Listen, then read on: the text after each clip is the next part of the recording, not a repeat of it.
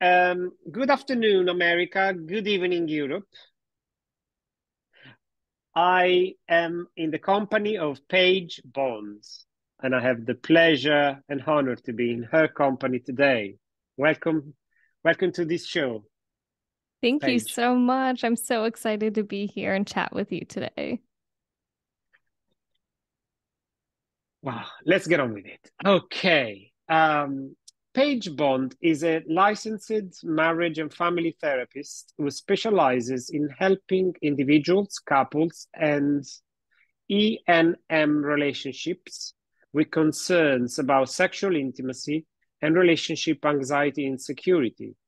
She is also the founder of Couples Counseling of Central Florida, the host of the Stubborn Love podcast, and the creator of the Jealousy to Joy journey to help people pleasing millennials navigate non monogamy.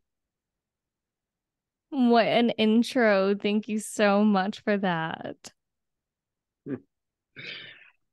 Sure. And for your followers, I'm Francesco Coni. I'm a relationship therapist. Uh, I happen to work mostly with heterosexual couples, and I guess that uh, led me to become increasingly passionate about improving the relationship between men and women. Yes, yes. And I'm so happy that we have someone like you who is passionate about that. I know a lot of my work is helping millennials navigate non-monogamy. I know today we'll focus more so on relationships that are monogamous. So I'm still really excited to talk about how we can improve relationships, and I'm so excited for these conversations. Thank you, Paige, for accepting to focus on that part of your client group that is monogamous. Um, Personally, I have very much an open mind about monogamy or non-monogamy. Uh, what I find concerning and saddening is that the large majority of my couples, shall I say, most of my clients, so a good 60%, uh, just had their first child. So they have a baby or a 1 or 2 year old, and the D word has been used. Uh, and and then I come into the scene, and it's already sort of crisis, and there's already a lot of resentment. So, in this context, I am concerned because it's almost like the dating phase, the assessment phase. That's when you are gauging if you are going to settle down with the right person, Right. providing you believe in monogamy. And then very soon after you've committed and married to this person, you are re-entering this assessment phase, um, where each and every week you are really draining and exhausting yourself with these frequent thoughts. Should I stay with this person? Should I not stay with this person? In my experience, when we are in this assessment mode, we are not allowing our other half to be the best version of themselves because they feel constantly judged, criticized, under exam. There is not enough appreciation. I feel human beings need appreciation to thrive.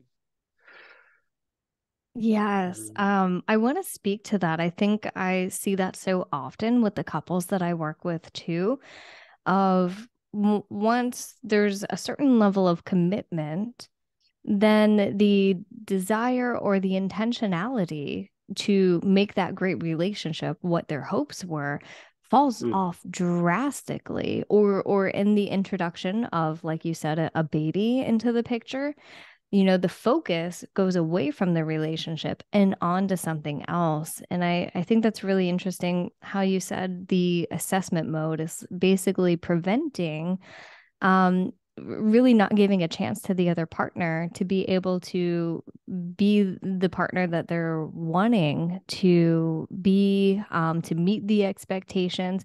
It's kind of like having this preconceived notion or expectation that the partner's not going to meet. And so we kind of use a confirmation bias, which is basically having this already preconditioned mindset that our partner's not doing what we want, and then seeing it happen and then confirming that with the actual situation.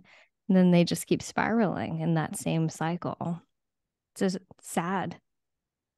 Mm. Um, Paige, do you see? We're talking about the West. I've been based for 22 years in the UK, and I spent the previous part of my life in Italy, which is also the West, Christian sort of Christian West, more or less secular. Europe is quite secular. The UK is very secular. One of the most secular places on the planet, if not the most secular one, I would argue. Um, so we're talking about a crisis in the West. Mm-hmm. Yeah. But I what's not think the West these days? Because who's not watching Hollywood movies and hmm I think in the United States, there is a big basis that I think the country was founded on religion, with Christianity as being one of the forefront. And this impacts a lot of different areas of people's lives, of couples' lives, of people wanting to or not wanting to, even have kids in their life, because there's a lot of even laws made here in the United States that is, really, in a sense, where the government controls decision making, for a couple, and leaves them powerless, which can be really difficult, and heartbreaking for people feeling limited. For instance, as far as, getting involved of pregnancy, and having an unwanted pregnancy, a lot of the laws here, still want you to go through with the pregnancy, even if the mother could die, or even if the fetus is, would not live a healthy life. And that's a really difficult decision, that lies on the parents, where they feel powerless in these situations here. So we're adding another element of another challenging factor. Mm-hmm. Um, yes. So please, were you gonna add something? Yeah, I'm curious, what are the laws like in your area of the world as far as being able to have, support around decision making for your own body or for a couple, in your part of the world? That's not my areas of expertise. Yes, I feel too ignorant to comment on that. Um, um, it's interesting that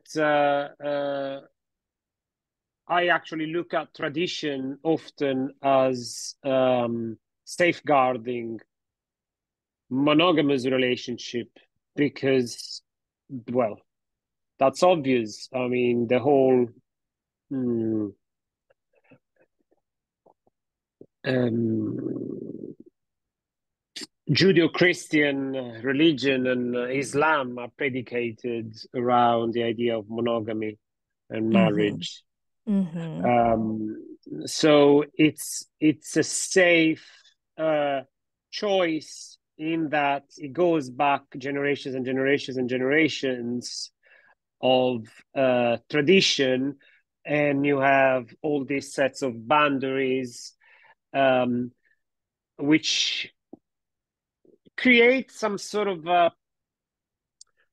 predict predictable expectations. You know what to expect from a man and from a woman in that traditional society. Whereas these days, I feel like the reason why that assessment phase, or a big reason why that assessment phase never stops and continues, is because one is not quite sure what's a reasonable expectation. Mm-hmm. Like, I agree that it was a good idea in the West to expect men to step up as communicators, to step up with empathy, to step up to do household chores, and to not to completely disregard their children. I'm happy that there's an expectation that a man coming back from the office is willing to sit down with his children. But it's not quite clear until what point should you expect him, how much caring attitudes, and do they look like the ones of a mother? Because a father is probably a bad mother. It can become a more empathetic father, but it can never turn into a mother, right? Yeah, I mean, they are separate people. They have separate genders, and I think one thing that we can talk about is they come from different backgrounds, different cultures. And so they already have a different mindset of what a marriage looks like to them. You know, when they came together in their own couplehood, they grew up with different sets of parents who modeled, you know, these different expectations and roles for them that helped them form their beliefs of what kind of father or what kind of mother they would be.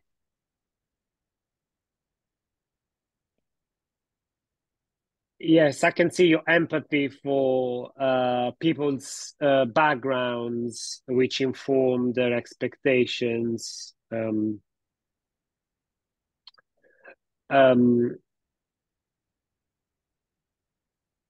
suppose my point was that it can be helpful to know what to expect. So if you're a millennial and you don't identify with I guess the traditional role of a woman and man in the Christian West, whatever upgraded version of the Christian West, you can do your own thing and you're free to do that. And I'm glad that we live in societies that let us free to do that. But what I'm saying is that it's really tricky to then know what's fair to expect from a man, from a woman, from a father, from a mother, from a gay man, from a then the LGBTQI list, you know, for each of those genders and sexual identities. These days, we don't even know what to expect from a father and a husband, or a mother and a woman, right? Let alone all the other ones. We just don't know what's a fair expectation. So if we don't know that, we may pose unreasonable expectations and setting each other's up for failure. Yes, yeah. And I think that in those instances, the setting each other up for failure is really just a missed opportunity for communicating vulnerably about these expectations. There would be so much miscommunication just really eradicated if we talked about what we expected in our partners and if we talked about what we expect from ourselves and what we plan on doing or what we would like. Yeah. Yes, I'm feeling like providing an example for the audience. So the first thing that comes to mind is she had to drop her job because she has a 4 months old baby. We don't know in this case if she's happy or not to have done that. But the father comes back from work, and he starts to play with his baby, but is emotionally not connected. His head is still in its workplace. He's thinking about his emails. Because she saw this before, her comment is, it's outrageous. You are so uncaring, and clearly we are not your priority, are we? I mean, a man, I could have easily given an example of a man saying, the equivalent of that, labeling a woman as a stereotypical woman's behavior.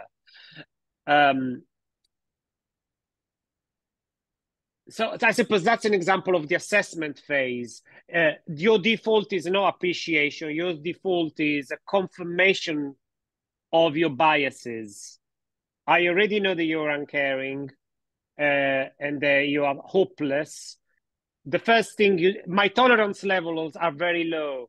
As soon as I see you doing something that confirms my confirmation bias, then you're useless. Yeah.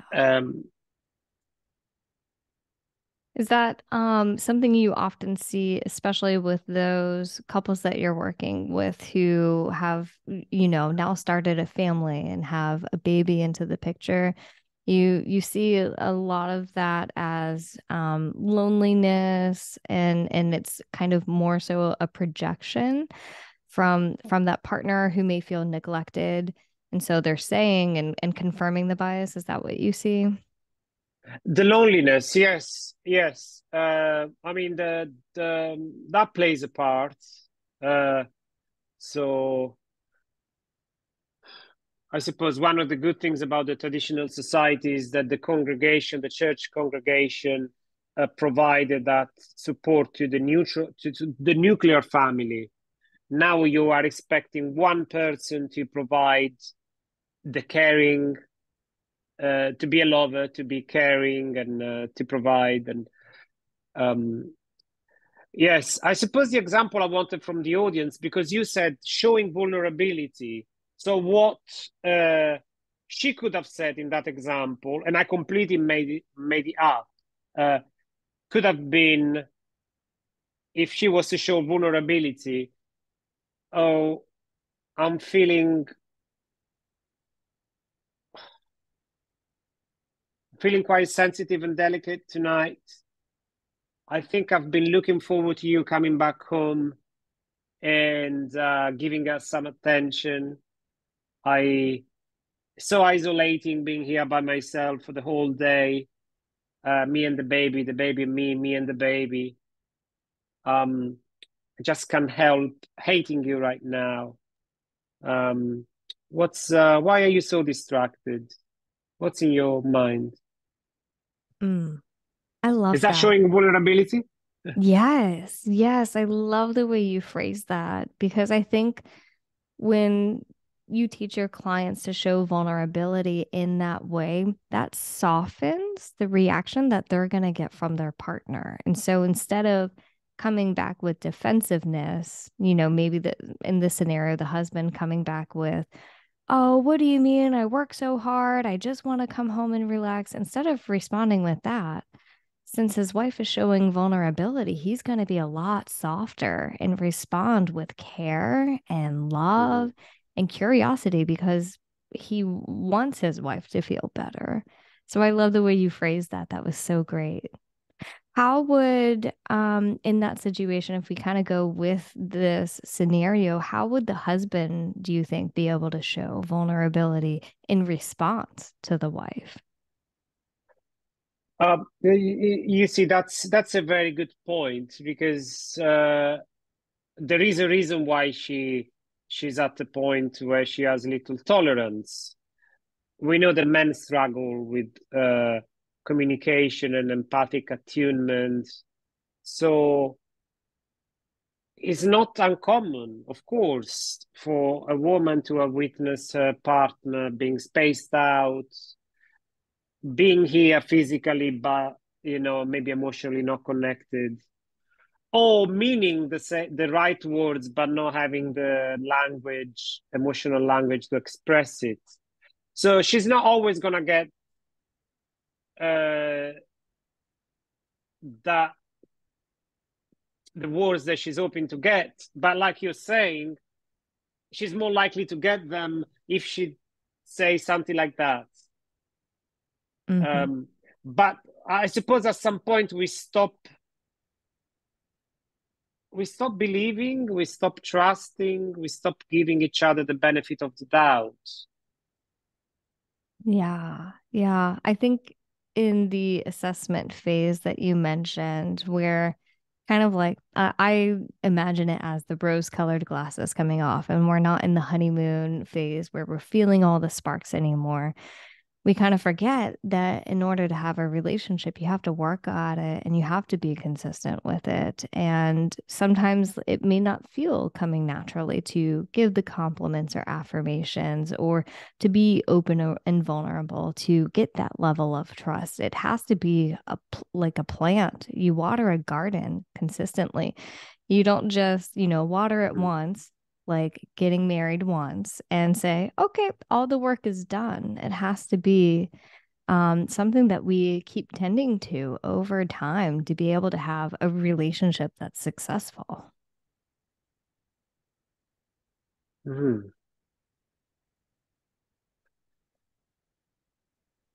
So you work with a diverse client group.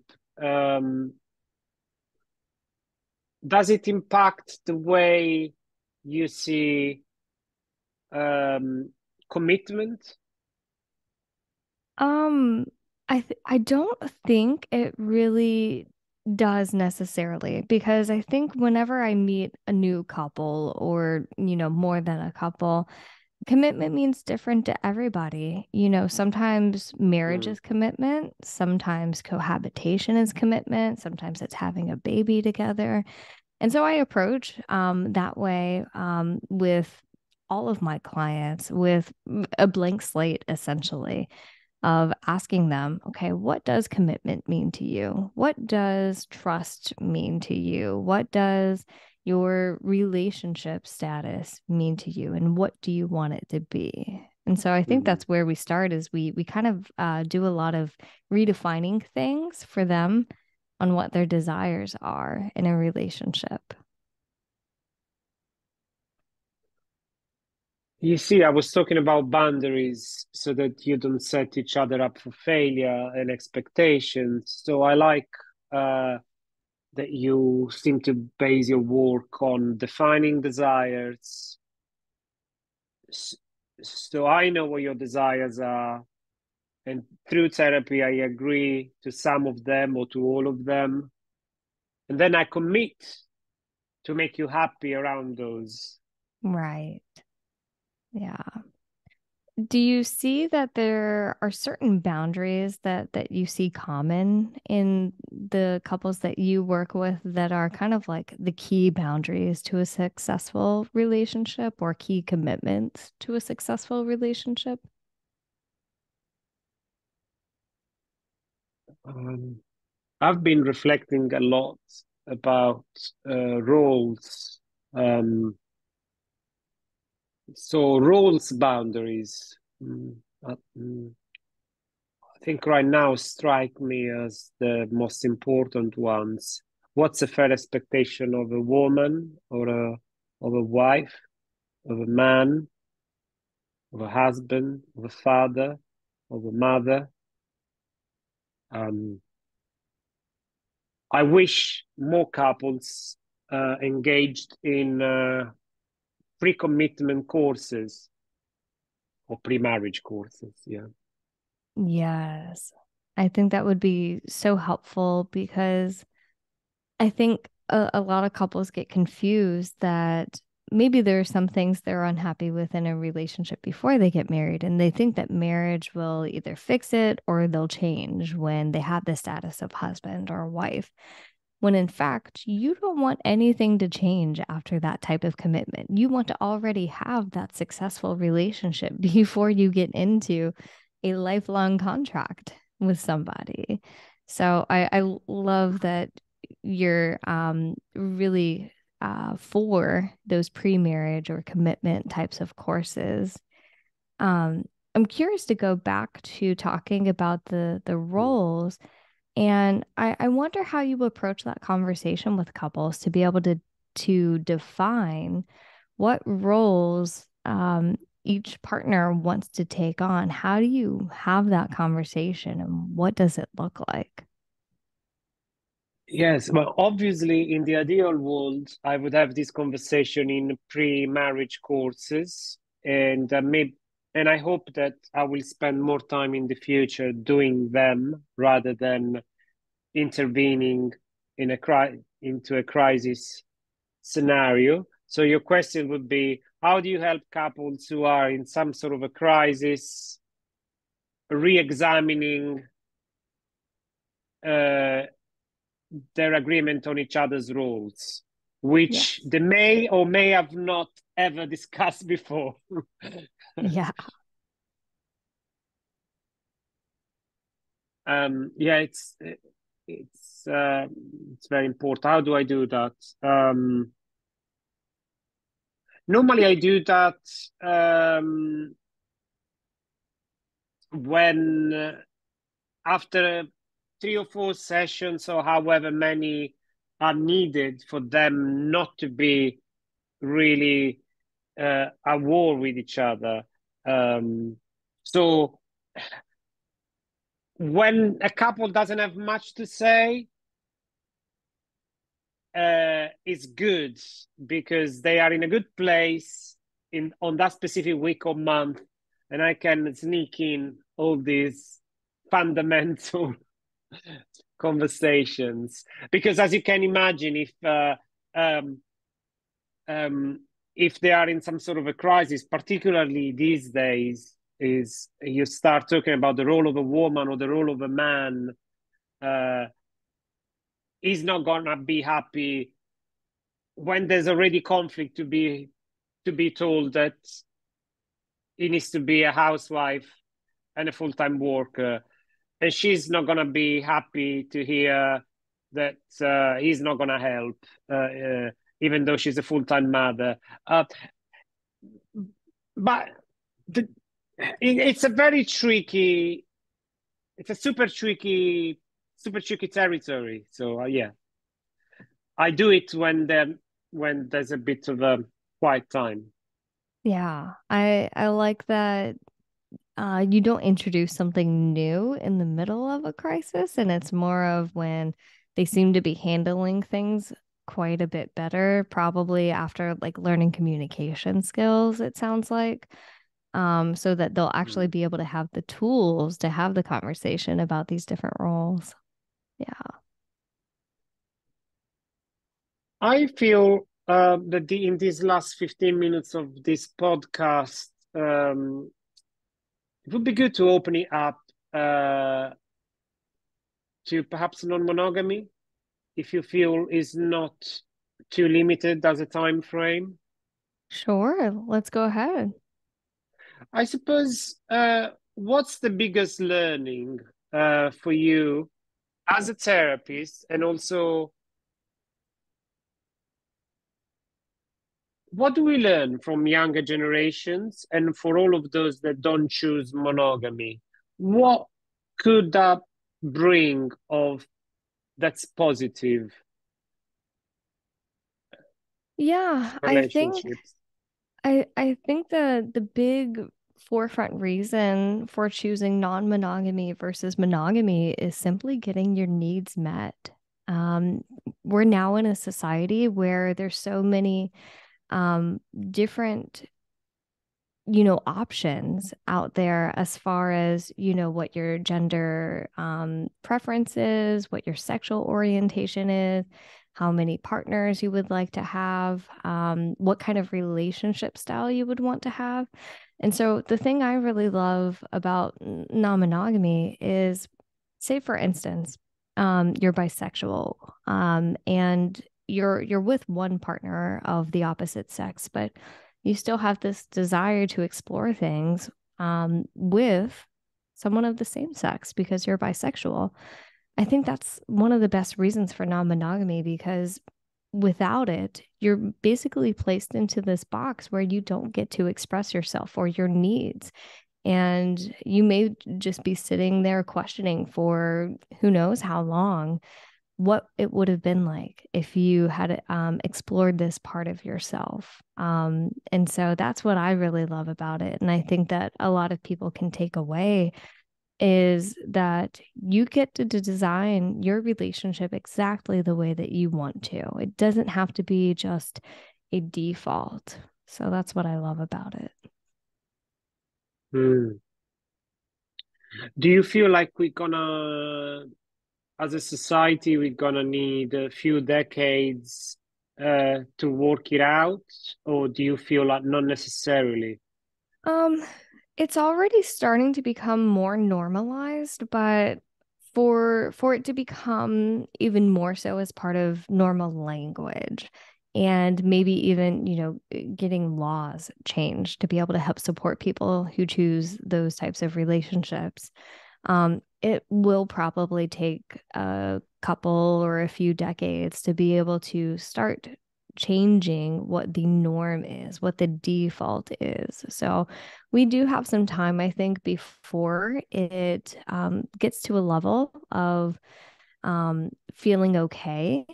But right now, we already have, so much happening in media and pop culture that is helping destigmatize non-monogamy, which I really love. There's quite a few celebrities who have come out as polyamorous or who have stated that they have engaged in non-monogamy for a period of time or for some relationships, which I think is a really good direction that we are moving in. Yes, I suppose what my question was from a slightly conservative angle in terms of um, as a society, how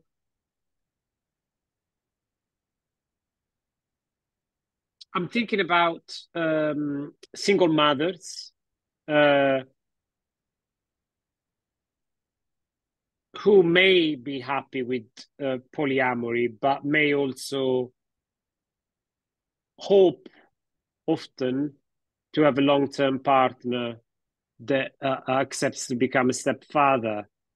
Um, so I'm getting feedback from that, the demographics, and I'm also getting feedback from, again, mostly female, 40s to 50 years old, that would like a long-term partner, but with the whole dating apps scene and non-monogamy becoming more mainstream, um, uh, to find particularly a man who's happy to commit becomes even harder than it's always been.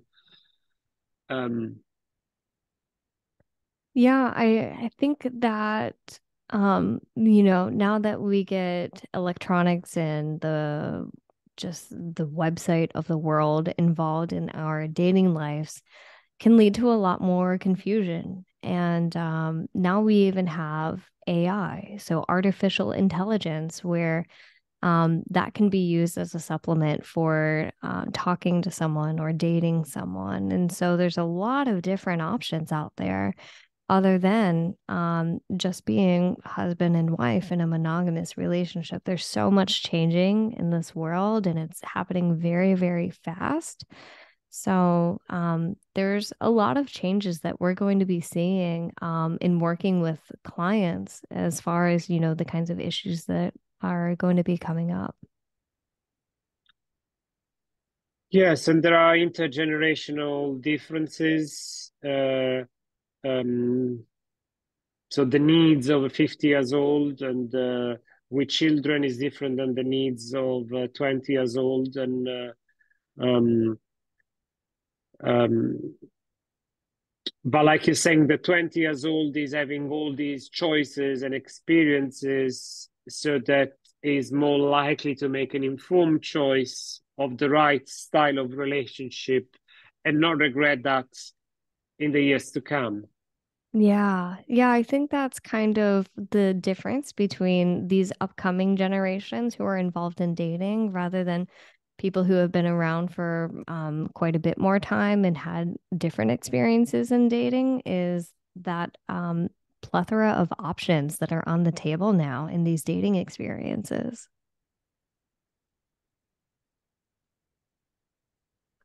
Hmm. Um, I feel like our first chat was a fantastic beginning to sort of